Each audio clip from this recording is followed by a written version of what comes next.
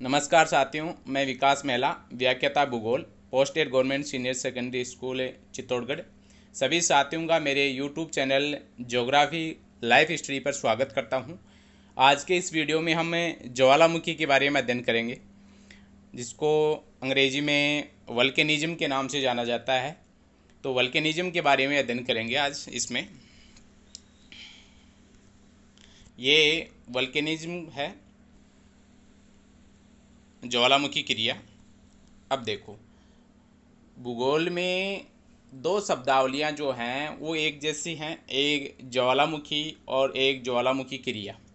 ये देखने में मतलब वर्ड जो हैं सिमिलर से लगते हैं, लेकिन भूगोल के विद्यार्थियों के लिए जो है ये शब्द अलग अलग होते हैं। ज्वालामुखी, ज्वालामुखी का अर्थ वो होता है वह मुख जिसमें वह मुख जिसके द्वारा गैसें, लावा, जल और विखंडित पदार्थ निकलते हैं, वो होता है ज्वालामुखी। ठीक है। अब बात करें ज्वालामुखी क्रिया। ज्वालामुखी जो क्रिया है वो एक विस्तृत प्रक्रिया है। ये आपको ध्यान में रखना है कि ज्वालामुखी जो है वो तो एक केवल मुख है, और ज्वालामुखी जो क्रिया है ये एक विस्तृत प्रक्रिया है जिसमें पृथ्वी के आंतरिक भाग से गैसों मैग्मा की उत्पत्ति, गैसों और मैग्मा की उत्पत्ति, इन दोनों का ऊपर की ओर अग्रसर होना, भूपटल के नीचे और भूपटल पर आकर जमना, इन सब संपूर्ण प्रक्रियाओं को जो है इसमें सम्मिलित किया जाता है। अब वल्केनिज्म जो शब्द है, ज्वालामुखी क्रिया के लिए जो अंग्रेजी वर्ड है वल्केनिज्म, ये शब्द रोम की अग्नि देवी वल्केन से बना है। रोम की अग्नि देवी वल्केन से बना है। इस शब्द का सर्वप्रथम उपयोग जो है पीजी वुरसेस्ट ने 1965 में 1965 में जो है इसका उपयोग किया था। ये क्वेश्चन यहाँ से पूछा हुआ क्वेश्चन भी है कि वल्केनिज्म जो वर्ड है वो सबसे पहले किस ज्योग्राफर ने दिया था। पीजी वुरसेस्ट ने 1965 में ये वर्ड वो दिया था। ठीक है। अब नेक्स्ट स्लाइड में हम दोनों इन प्रक्रियाओं को जो है एक डायग्राम्स के माध्यम से समझेंगे।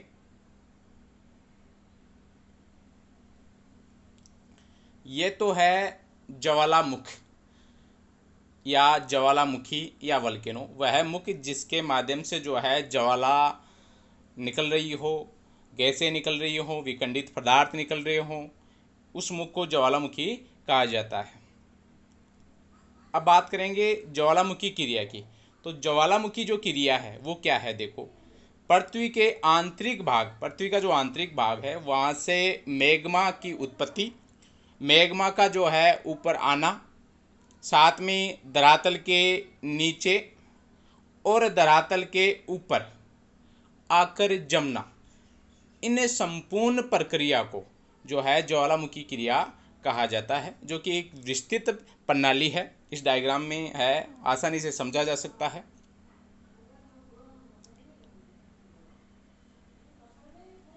अब बात करें ज्वालामुखी से संबंधित जो शब्दावलियां हैं उनकी बात करें अपन। क्रेटर, देखो, क्रेटर जो है ज्वालामुखी पर्वत के ऊपर एक कीपाकार आकृति का छिद्र होता है जिससे विभिन्न पदार्थ निकलते हैं। ये आपको ध्यान में रखना है। कैसा आकृति का?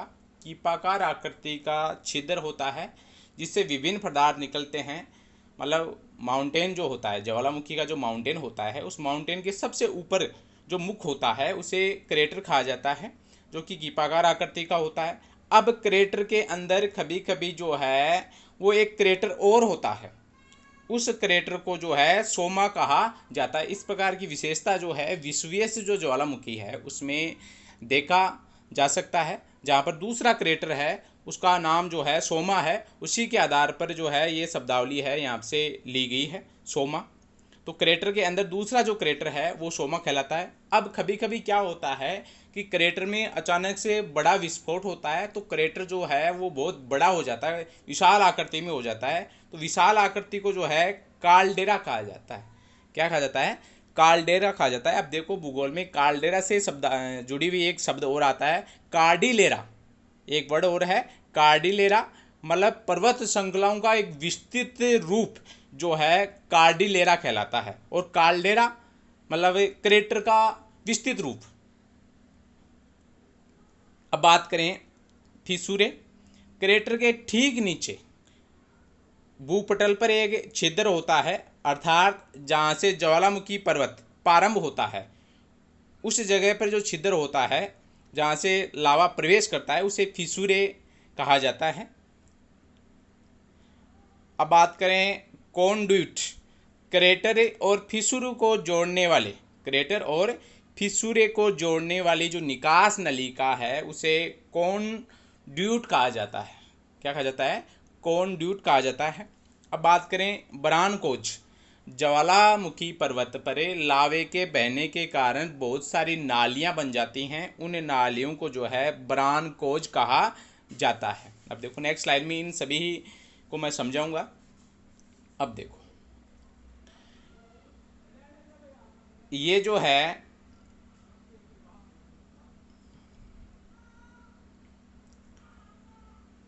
क्रेटर है जहाँ से जो है लावा, विभिन्न गैसें और विखंडित पदार्थ जो है निकलते हैं उसे क्रेटर कहा जाता है। क्रेटर के ठीक नीचे जहाँ से धरातल का जो है सरफेस प्रारंभ होती है, ये जो क्षेत्र होता है यहाँ पे जो छिद्र होता है उसे फिसूरे कहा जाता है। और इन दोनों को जो मिलाने वाली ये जो नलिका है उसे कॉन्ड्यूट कहा जाता है। अब देखो इसमें ही वही चीज़ें हैं। ये जो है ज्वालामुखी जो पर्वत है उसका ऊपरी जो मुख है वो क्रेटर, और ये जहाँ से लावा प्रवेश करता है उसे फिसूरे, और इन दोनों को जो मिलाने वाली जो रेखा है नलिका है उसे कॉन्ड्यूट कहा जाता है। और ज्वालामुखी पर्वत के ऊपर जो खाइयाँ बनती हैं उसे बरानकोज कहा जाता है। अब देखो ज्वालामुखी क्रिया से संबंधित कुछ महत्वपूर्ण तथ्य हैं। ज्वालामुखी उद्गार की भविष्यवाणी के लिए जो यंत्र काम में लिया जाता है उसे टिल्ट मीटर कहा जाता है। ये इंपॉर्टेंट क्वेश्चन है। ज्वालामुखी उद्गार की भविष्यवाणी के लिए कौन सा यंत्र काम में लिया जाता है? टिल्ट मीटर काम में लिया जाता है, जिसके बारे में मैं नेक्स्ट स्लाइड में जो है डिटेल से बताऊंगा। ज्वालामुखी को पृथ्वी का नेचुरल सेफ्टी वॉल कहा जाता है। ज्वालामुखी को जो है पृथ्वी का नेचुरल सेफ्टी वॉल कहा जाता है, क्योंकि ये पृथ्वी की आंतरिक भाग की अतिरिक्त ऊर्जा को बाहर निकाल देती है, इसलिए इसको सेफ्टी वॉल के नाम से जाना जाता है ज्वालामुखी को।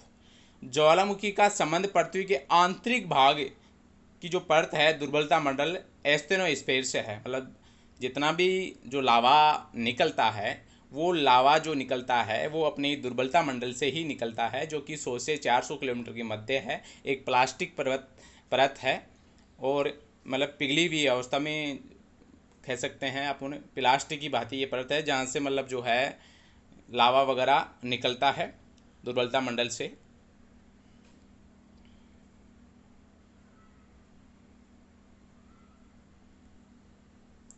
अब है टिल्ट मीटर की अपन बात करें तो ये जो है टिल्ट मीटर है।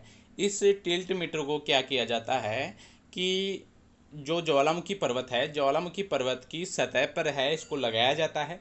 जब ज्वालामुखी पर्वत के अंदर कोई भी मतलब गतिविधि होती है तो उस गतिविधि को जो है ये रीड कर लेता है, और इसका संबंध जो है जीपीएस पद्धति द्वारा है जुड़ा हुआ रहता है। फलस्वरूप ज्वालामुखी उद्गार से पहले ही हमें पता चल जाता है। ये देखो इसमें टिल्ट मीटर जो है ज्वालामुखी सतह पर लगाया गया है, और मैग्मा जो है उसके मूव के आधार पर जो है ज्वालामुखी उद्गार का पता चलता है, और ये जो है जीपीएस पद्धति से मॉनिटरिंग इसको किया जाता है। अब बात करें ज्वालामुखी जो क्रिया है, जिस प्रकार से भूकंप की तीव्रता मापने के लिए कई स्केलों का उपयोग किया जाता है, वैसे ही ज्वालामुखी की जो तीव्रता या विस्फोट की जो तीव्रता है उसको मापने के लिए भी एक स्केल का उपयोग किया जाता है, जिसे ज्वालामुखी विस्फोट सूचकांक VEI कहा जाता है, जिसका निर्माण क्रिस न्यूहॉल ने जो है 1982 में 1982 में किया था। और ये जो है 1 से 8 तक के इसमें जो है 1 से 8 तक के जो है इसमें स्केल होते हैं, लेकिन सामान्यतः जो है 4 से 8 के मध्य के जो सूचकांक है उसी का उपयोग किया जाता है। सबसे ज़्यादा उपयोग ज्वालामुखी से निकलने वाला लावा जब किसी नदी मार्ग को अवरुद्ध कर देता है, मतलब रोक देता है, फलस्वरूप बनी झीलों को कुली झील या लावा बांध कहा जाता है। इस प्रकार की कुली झील या लावा बांधों की उदाहरण अपन देखें तो टर्की की वान झील है वो नेमरूत ज्वालामुखी से निकलने वाले लावा जो है उस लावे ने जो है फरात नदी का मार्ग अवरुद्ध कर दिया था, फलस्वरूप जो है टर्की की वोन झील का निर्माण हुआ था। इसी प्रकार से इथोपिया की जो टाना झील है उसका निर्माण जो है वो भी इसी प्रकार से ब्लू नदी के मार्ग में अवरोध के फलस्वरूप हुआ है। ब्लू जो नील है उसके मार्ग के अवरोध के फलस्वरूप हुआ है। अब देखो इस स्लाइड में जो है अपने जो VEI है उसके इंडेक्स के बारे में अध्ययन करेंगे। जो 8 इंडेक्स हैं इसमें 0 से लेकर 8 तक के जो हैं वो इंडेक्स हैं, जिसमें सबसे लार्ज वाला जो है 6, 7, 8 जो है सबसे लार्ज होते हैं।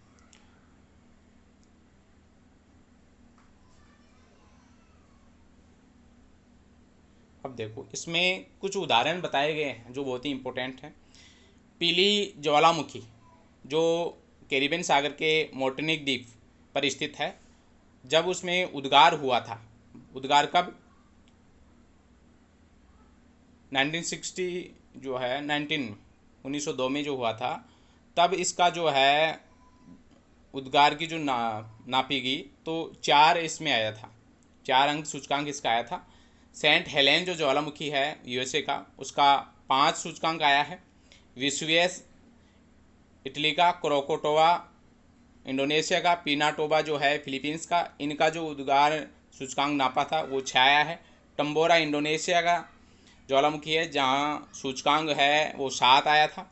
येलो स्टोन जो है USA का, जिसके फलस्वरूप एक बड़ा काल्डेरा बना था, उसका 8 जो है सूचकांक आया था। इस डायग्राम में यही चीज़ें बताई गई हैं। सबसे ज़्यादा जो है येलो स्टोन जो है काल्डेरा जो है उसका सबसे ज़्यादा अब तक का जो है सूचकांक रिकॉर्ड किया गया है। उससे पहले जो है 7 जो है टम्बोरा का जो है जो 1815 में जो ज्वालामुखी आया था उसका। पिनाटोबा जो है 1991 का, इसका 6 है। इस प्रकार से ये कुछ ज्वालामुखियों का जो है इंडेक्स इसमें नापा गया है। अब बात करें ज्वालामुखी से निकलने वाले जो पदार्थ हैं उनकी बात करें अपन, तो फर्स्ट अपन देखें पायरोक्लास्ट। ज्वालामुखी से निकलने वाले समस्त चट्टानी पदार्थों को या ठोस पदार्थों को जो है पायरोक्लास्ट शब्दावली काम में ली जाती है। संपूर्ण जो जितने भी पदार्थ निकलते हैं, छोटे से छोटे बारीक रेत से लेकर बड़ी से बड़ी शिलाएं और उनके बीच में जितने भी पदार्थ निकलते हैं उनको सामूहिक रूप से जो है पायरोक्लास्ट है वो कहा जाता है। अब पायरोक्लास्ट में कौन कौन सी चीज़ें आती हैं वो देखते हैं। अब देखो ट्रेपा, ज्वालामुखी से निकलनी राख व धूल को जो है संयुक्त रूप से जो है टेपरा कहा जाता है। सिंडर, ज्वालामुखी से निकलने वाला जो लावा है उसके ठंडे होने से अनेक टुकड़े बनते हैं, जैसे स्कोरिया, लेपिली, इनको है सिंडर कहा जाता है। ठीक है, इन सिंडर के भी कई रूप हैं, जिनमें फर्स्ट अपन देखें तो प्यूमिस, ज्वालामुखी से निकलने वाला झागनुमा हल्के व छिद्रदार टुकड़े जो है वो प्यूमिस कहलाता है। स्कोरिया, चने के आकार के समान जो नुकीले टुकड़े होते हैं उन्हें स्कोरिया कहा जाता है। लेपिली, मटर के दाने या कांच की गोलियों के समान जो चट्टानी टुकड़े होते हैं उन्हें लेपिली। वल्केनो बम, बेसबॉल और बास्केटबॉल जैसे जितने आकार के जो चट्टानी टुकड़े होते हैं उन्हें वल्केनो बम कहा जाता है। वल्केनो ब्लॉक, ये बड़ी बड़ी चट्टानें होती हैं जो कई मीट्रिक टन की होती हैं और ज्वालामुखी से निकलने वाला सबसे बड़ा पदार्थ होता है। सबसे बारीक जो है राख और धूल होती है। स्पाइलेंटर, ये जो हैं ये जितने भी पदार्थ मैंने बताए हैं इनके आपस में टूटने से जो है टुकड़े हो जाते हैं, उनको स्पाइलेंटर कहा जाता है। अब देखो यहाँ जो है टेपरा जो है ये ज्वालामुखी राख और धूल जो है वो टेपरा कहलाती है। ये प्यूमिस है, मतलब झाग नुमा आकृति का जो चट्टानी पदार्थ होता है उसे प्यूमिस कहा जाता है। ये स्कोरिया, मतलब चने के आकार के समान जो है एक तरफ से नुकीला होता है, वो स्कोरिया। ये लेपिली, मटर के दाने के समान जो है आकार के जो हैं पदार्थ होते हैं उन्हें लेपिली कहा जाता है। ये वल्केनो बम है। ये वल्केनो ब्लॉक है, जो सबसे ज़्यादा बड़ी मात्रा का या बड़ा वजन वाला जो पदार्थ निकलता है वो वल्केनो ब्लॉक ही है।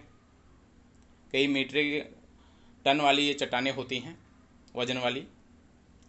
अब बात करें ज्वालामुखी से निकलने वाले पदार्थों के संगठन से बने जो पदार्थ होते हैं वो कौन कौन से होते हैं। देखो, फर्स्ट टफ।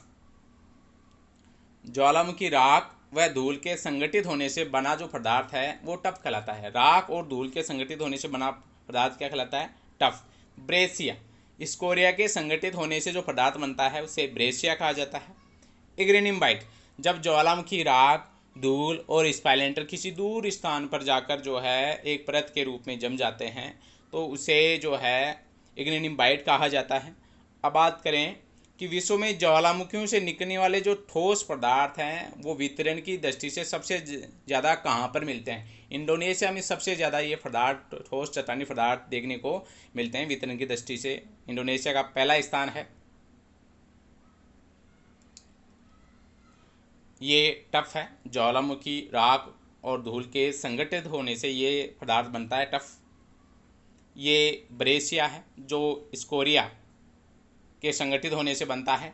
ये इग्निनिम्बाइट के कुछ टुकड़े हैं जो विभिन्न पदार्थों की एक परत बनती है, वो है इग्निनिम्बाइट। अब ज्वालामुखी से निकलने वाले द्रव्य पदार्थों की बात करें। फर्स्ट देखें अपन मैग्मा, भूगर्भ में स्थित गर्म द्रव्य पदार्थ जो चट्टानी द्रव्य, जलवाष्प और गैसों का मिश्रण होता है उसे मैग्मा कहा जाता है। भूगर्भ के अंदर एक द्रव्य पदार्थ होता है जो जिसमें चट्टानी चट्टानें जो हैं वो द्रव के रूप में होती हैं, साथ ही जलवाष्प, गैसों का ये मिश्रण होता है, वो मैग्मा कहलाता है। जब ये धरातल पे आता है तो इसे लावा कहा जाता है। मैग्मा को धरातल पर आने के बाद लावा कहा जाता है। क्यों कहा जाता है? क्योंकि इसके से गैसें और जलवाष्प जो हैं वो अलग हो जाती है। केवल लिक्विड जो पदार्थ बचता है वही बचता है, जिसे लावा कहा जाता है। इसका तापमान जो है लावा का वो 500 से 1400 सेंटीग्रेड के बीच में होता है।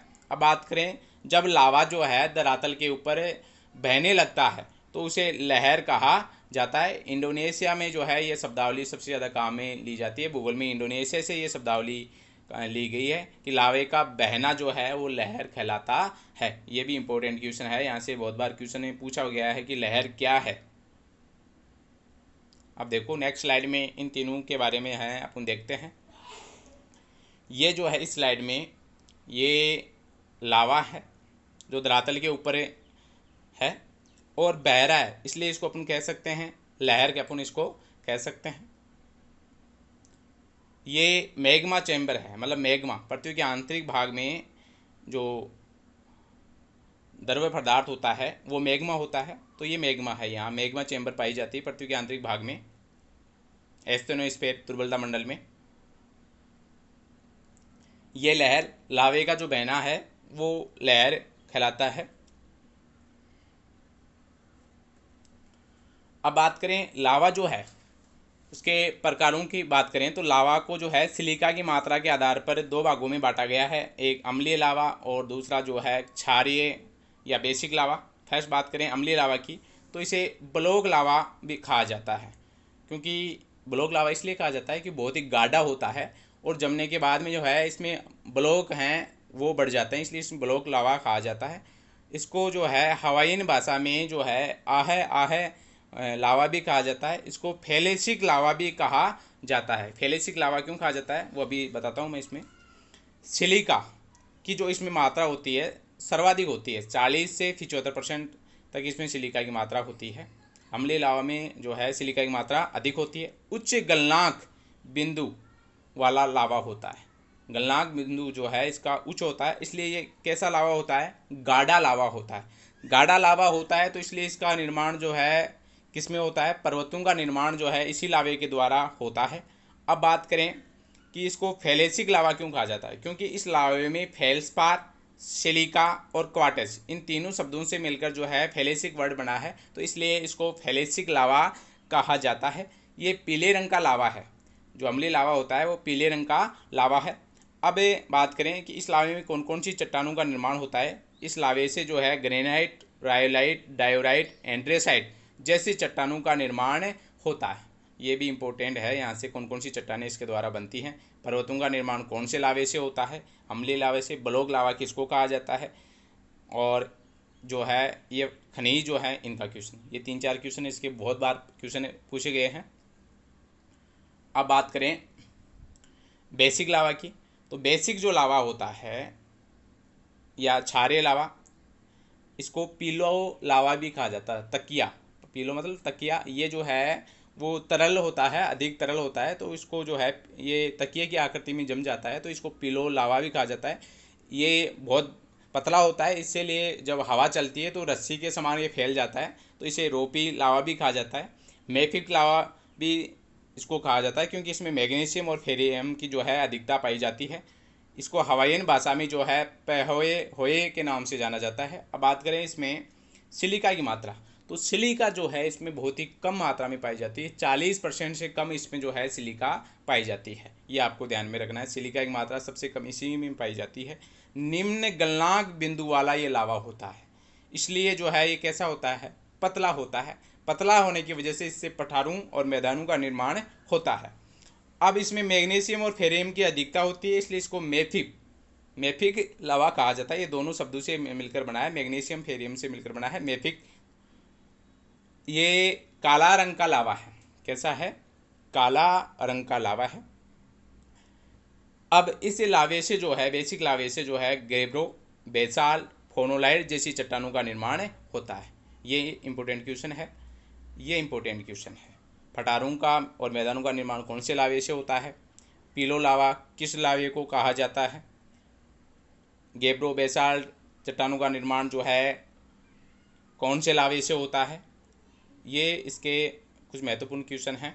इसके अलावा जो है मैग्नीशियम फेरियम की अधिकता किस लावे में वो किस जो है लावे में मिलती है। अब देखो, प्लेट विवर्तन के सिद्धांत के आधार पर जो है लावे को 2 भागों में बांटा गया है। ये क्वेश्चन भी बहुत बार कंपटीशन एग्जाम में पूछा हुआ क्वेश्चन है। 2 प्रकार का लावा होता है, एक तो थोलेलाइट लावा, जब 2 सागरीय प्लेटें के जो किनारे हैं जो विपरीत दिशाओं में जो हैं खिसकते हैं, तो उनके बीच से निकलने वाला जो लावा है वो थोलेआइट लावा कहलाता है। ऐसा जो है अटलांटिक महासागर में मध्यवर्ती जो कटक है उसके सारे होता है, तो वो जो लावा निकलता है मध्यवर्ती कटक के सारे, उसे थोलेआइट लावा कहा जाता है। बहुत बार क्वेश्चन ये पूछा हुआ है। इसे अटलांटिक लावा भी के नाम से भी इसको जाना जाता है। रियोलेटिक लावा दूसरा है। रियोलेटिक लावा जब एक सागरीय और दूसरा जो है महाद्वीपीय किनारा हो, तो उन दोनों के बीच में या दोनों महाद्वीपीय किनारे हों तो उनके बीच में निकलने वाला जो लावा होता है वो रियोलेटिक लावा कहा जाता है।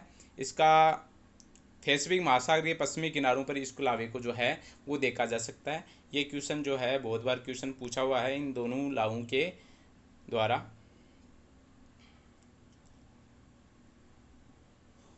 अब बात करें ज्वालामुखी से निकलने वाले गैसीय पदार्थों की, अपन बात करें, देखो ज्वालामुखी का जब भी उद्गार होता है, कोई भी ज्वालामुखी का उद्गार होता है, तो गैस, लावा और विखंडित जो पदार्थ या चट्टानी जो पदार्थ होते हैं, इन तीनों में से सबसे पहले जो निकलता है वो है गैसें ही निकलती हैं। सबसे पहले जो है ज्वालामुखी उद्गार के दौरान सबसे पहले जो पदार्थ निकलता है वो गैसें निकलती हैं। अब बात करें तो गैसें जो निकलती हैं, तो गैसों में सर्वाधिक मात्रा जो है जलवाष्प की होती है। ये दूसरा क्वेश्चन यहाँ से बनता है कि सर्वाधिक गैसों में किसकी मात्रा होती है, गैसों में कौन सी गैस सर्वाधिक निकलती है ज्वालामुखी से, जलवाष्प। 90% जो गैसों में जो है जलवाष्प अकेला निकलता है, और जलवाष्प जो निकलता है उसे जुवेनियल वाटर कहा जाता है। क्या कहा जाता है, जुवेनियल वाटर। ये स्पेशल जो ज्वालामुखी का जो पानी होता है उसके लिए ये शब्दावली काम में ली गई है, जुवेनियल वाटर कहा जाता है। शेष 10% जो गैसें होती हैं उनमें सबसे ज़्यादा गैस जो है कार्बन डाइऑक्साइड का पहला नंबर है, उसके बाद नाइट्रोजन, सल्फर डाइऑक्साइड, ये गैसें हैं। उसके अलावा इन गैसों के अलावा जो है कुछ गैसें जो हैं कम मात्रा में मिलती हैं, जिनमें chlorine, fluorine, sulphur, hydrogen, hydrogen sulphide, hydrogen fluoride, hydrogen chlorine, ammonia, organ, CO, carbon monoxide मतलब आदि। इनमें जो है हाइड्रोजन जो फ्लोराइड है वो HF सर्वाधिक खतरनाक गैस होती है, जो घास पर जो है बूंदों के रूप में जम जाती है और घास को खाने से बाद में पशु है वो मर जाते हैं इससे। अब बात करें अपने नोई ओडोरेंट की बात करें, एक फ्रांसीसी वर्ड है ये। ज्वालामुखी में जब गैस, लावा, चट्टानी पदार्थ, राख आदि जो है एक गोले के रूप में एवालांस की भांति जो है मतलब ज्वालामुखी पर्वत से नीचे की तरफ आए, बहुत तीव्र गति से नीचे की तरफ आए, तो इस घटना को जो है नोई ओडेंट कहा जाता है। माउंट पिली ज्वालामुखी उद्गार में इस घटना को जो है सबसे पहले है वो देखा गया था। अब देखो इस नेक्स्ट स्लाइड में बताऊंगा कि कैसा नोई ओडेंट होता है। ये जो है नोई ओडेंट का जो है एक चित्र लिया गया है, जिसमें ज्वालामुखी पर्वत जो है, इस ज्वालामुखी पर्वत से ये ज्वालामुखी गैसें, धूल, राख, लावा, चट्टानी पदार्थ, ये सब एक गोले के रूप में जो है आगे से आगे जो है निकल रहे हैं, जिसे नोई ओडेंट कहा जाता है। इस प्रकार से इसमें दिखाया गया है कि किस प्रकार से वो पदार्थ जो हैं वो ज्वालामुखी पर्वत के सारे जो हैं जाते हैं। अब बात करें वोग, ज्वालामुखी से निकलने वाला धुआं जो है स्मोक की भांति जो है चारों तरफ फैल जाता है, तो उसे वोग कहा जाता है।